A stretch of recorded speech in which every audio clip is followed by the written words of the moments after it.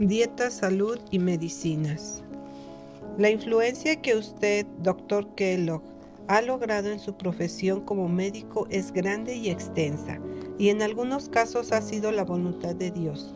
Usted ha contribuido para que la luz que Dios le ha dado brille hacia otros, y esta ha influido en los diferentes campos de la obra médica. Pero según la luz que el Señor me ha dado, existe un espíritu de francmasonería y éste ha construido un cerco alrededor de la obra. La antigua práctica tradicional ha sido exaltada como el único método verdadero para tratar la enfermedad, y este sentimiento se ha propagado considerablemente entre los médicos conectados con usted. En ciertos casos, han acudido a las drogas para quitar la fiebre, según creían ellos. En varios casos, este método interrumpió la fiebre y otras enfermedades, pero esto ha afectado al hombre entero. El Señor ha tenido el agrado de presentarme este asunto en forma clara. No es necesario que la fiebre se trate con drogas. La naturaleza tiene sus propios recursos para manejar mejor y con más éxito los casos más difíciles. Si se adopta esta ciencia totalmente, se obtendrán mejores resultados si los practicantes fueran cuidadosos. El Señor bendecirá al médico que dependa de los métodos naturales, ayudando a cada función de la maquinaria humana para que actúe por sus propios medios la parte que el Señor ha establecido para que se restaure a sí misma y funcione correctamente. Dr. Kellogg, Dios lo ha favorecido con la fraternidad médica y Él desea que mantenga ese favor, pero en ningún caso debe usted, como lo hacen otros médicos del mundo, exaltar la alopatía sobre toda otra práctica y llamar a todos los otros métodos curanderismo y error, porque desde sus comienzos hasta la actualidad, la alopatía ha exhibido resultados muy inaceptables.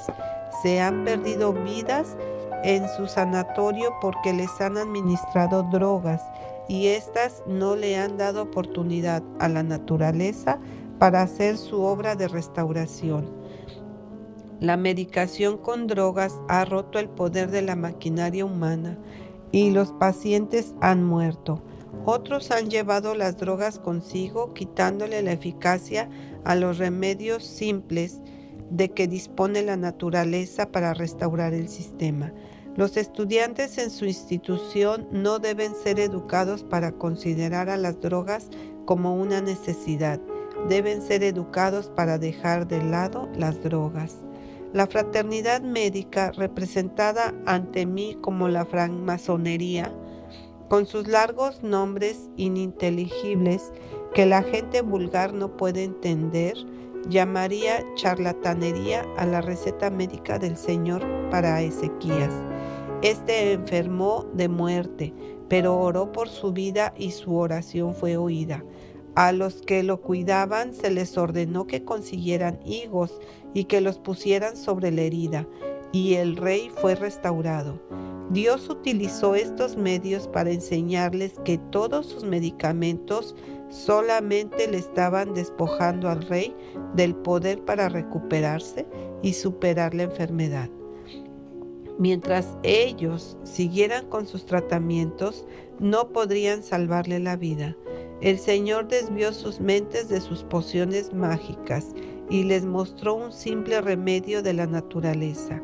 En estas instrucciones hay lecciones para todos.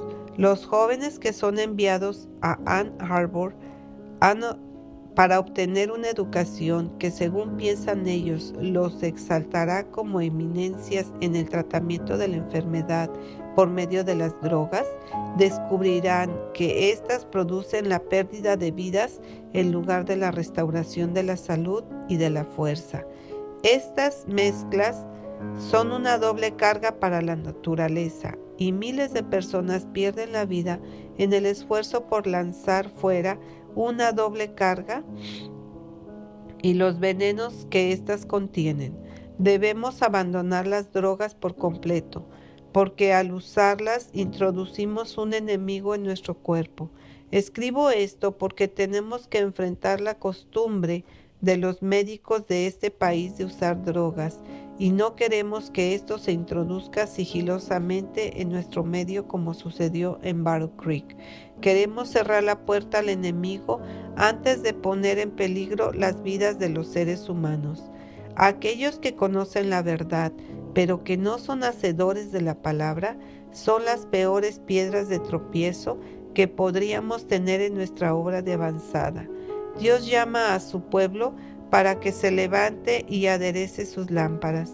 Sión no podrá ver la obra del Espíritu Santo en los pecadores que se han convertido hasta que trabaje con ahínco por las almas que perecen. Cristo espera con misericordia a los que al presentar la verdad para este tiempo trabajen con un espíritu y una mente. Dios no le da a un solo hombre el monopolio de sus bienes en ninguna área de su obra. Los hombres a quienes el Señor les haya dado sabiduría realizarán experimentos y pruebas, prepararán alimentos que ocupen el lugar de aquellos que son perjudiciales, para que los pobres puedan obtener beneficio de sus bienes, al ganar su propio sustento y el de sus familias. Esto es lo que el Señor pide y a nadie se le permite cerrar la puerta a algo que sustentará la vida.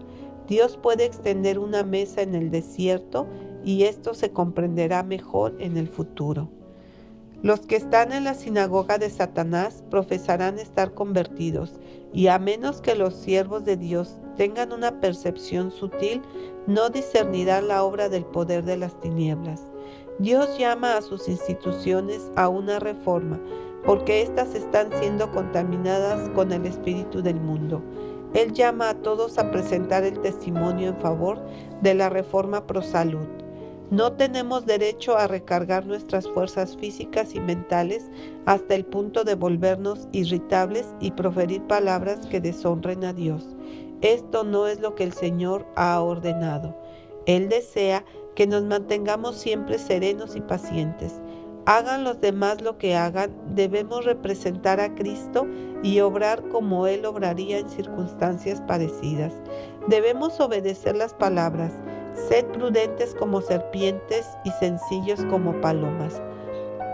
Debemos mantener nuestros nervios en una condición saludable para que seamos serenos en nuestra conversación y rectos al hablar, al actuar.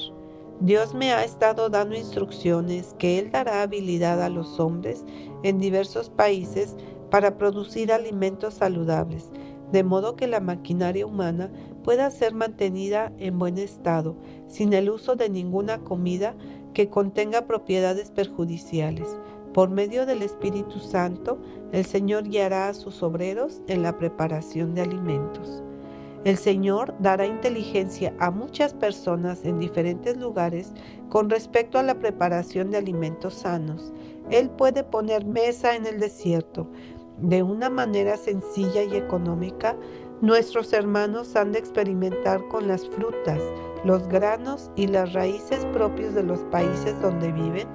En las diferentes naciones han de prepararse alimentos baratos y sanos para el beneficio de los pobres y de las familias de nuestro propio pueblo. El mensaje que Dios me ha dado es que sus hijos en los países extranjeros no han de depender para su provisión de alimentos sanos de la importación que venga de los Estados Unidos.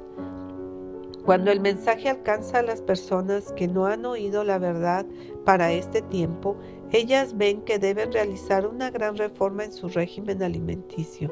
Se dan cuenta de que deben abandonar la carne, porque crea un apetito por el licor y llena el organismo de enfermedad. Al consumir carne, las facultades físicas, mentales y morales se debilitan. El hombre se edifica de lo que come.